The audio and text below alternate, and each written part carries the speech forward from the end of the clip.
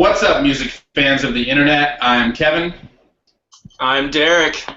And together we are last week's album where we're talking about good music, and this week we're reviewing The Voyager by Jenny Lewis. But before we go any further, we'll start things off like we always do with a cold beer. Cheers, Derek.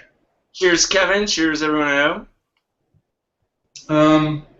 All right, let's start off with a little background on Jenny Lewis. She is the former Rilo Kiley frontwoman, also a Postal Service collaborator.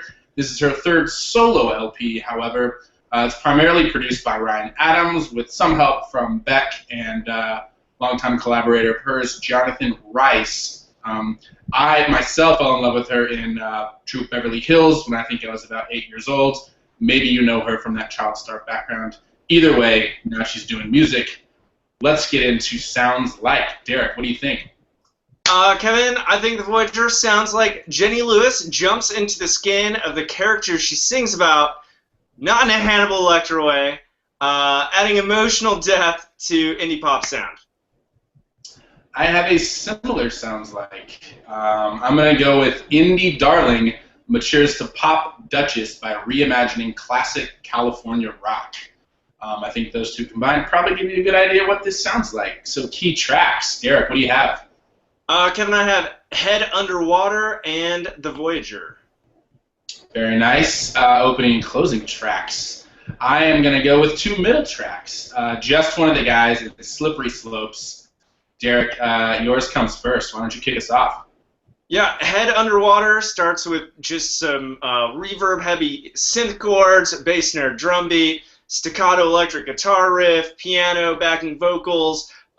Just really kind of an upbeat tune here to right off the bat. The main character describes discomfort or mourning, the loss of a loved one, or shaking oneself out of funk.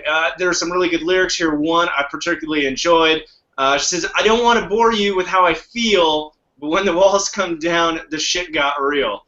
Really just enjoyed that, just hit you, right in the nose from the get-go. Yeah, great opening track. Agreed, Derek. However, for my first key track, I'm going with Just One of the Guys.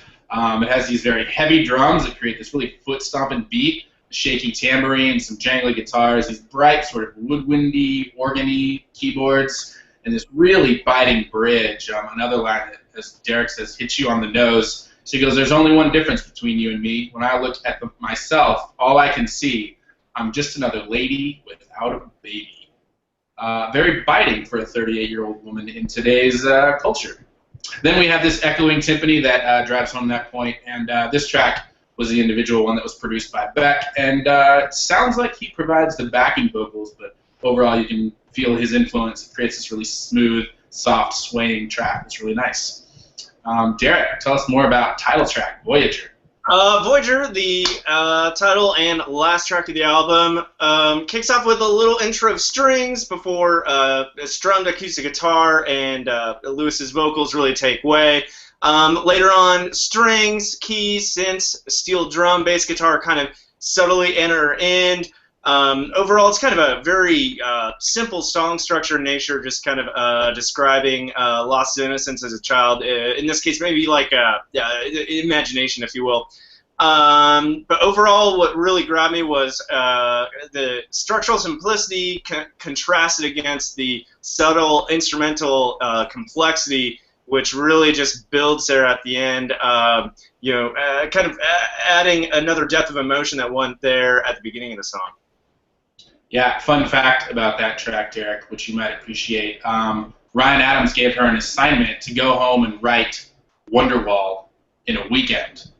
And she thought that that's impossible, and this is the track she came back with. But, no easy task. Yeah? Agreed.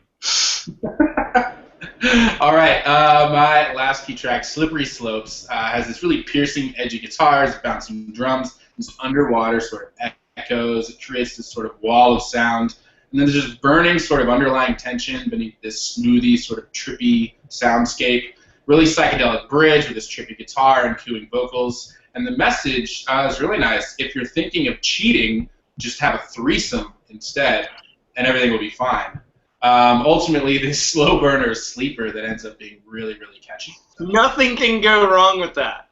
Nothing. Yeah, perfect solution. Find out for yourselves, kids. Well, not kids. Best lyrics. Derek, what do you have? Kevin, my best lyric comes from the song The New You. And she says, and you struggle with sobriety, dreams of notoriety, listening to Kill 'Em All, 10 for high society, social anxiety, we missed you at the Headbangers Ball. A lot of really clever rhymes there. There's an allusion to a Metallica album. I really can't ask for more from a best lyric. Yeah, that was a really nice nostalgic one. Mine, however, is from Aloha and the Three Johns. And it goes, is this the beginning of middle aging, or is this the end of civilization? The way she sings it, she makes it rhyme a little bit better than I just did. But overall, you could kind of pose that same question about this album, with its sort of adult reflection on youthful hedonism. These very sharp, insightful lyrics, as Derek said, are one of the best parts of the album, I thought. So, overall rating. Derek, what are you giving it? Kevin, I'm giving this a 4 out of 5. Overall, the songs were really well constructed musically and lyrically. Lyrically, I thought it was especially strong here. The characters were quite vivid and relatable, I thought. One's gender aside, as you kind of mentioned earlier with your with that one lyric, that one also stuck out to me earlier, being a lady without a baby. But she just really, does a lot with these characters. It fits well musically. Really dug it. 4 out of 5. All right, we are in agreement this week. I'm also giving it a 4 out of 5. I thought it was deceptively beautiful. This sonic smoothness really hides all this deep, dark, daring subjects of relationships, and age, and sexuality, and it's all very unresolved, fluctuating states. Personally, I wish there was a bit more musical experimentation to kind of mirror that vibe in the songs, but I know that wasn't the purpose of this album. It's clearly influenced by classic studio rock. And as Derek said, she really adapts her voice really nicely to each song and character. And overall, a great, diverse, yet cohesive album full of these really personal stories that also deliver relatable truths. So there you have it, a collective 8 out of 10 from Derek and I. It means you should probably check out Voyager by Jenny Lewis. And don't forget to subscribe to us here on YouTube. You can find us on Facebook and Twitter. And until next time, last week's album, Talking About Good Music. I'm Kevin. I'm Derek. We'll see you next week. Cheers, guys.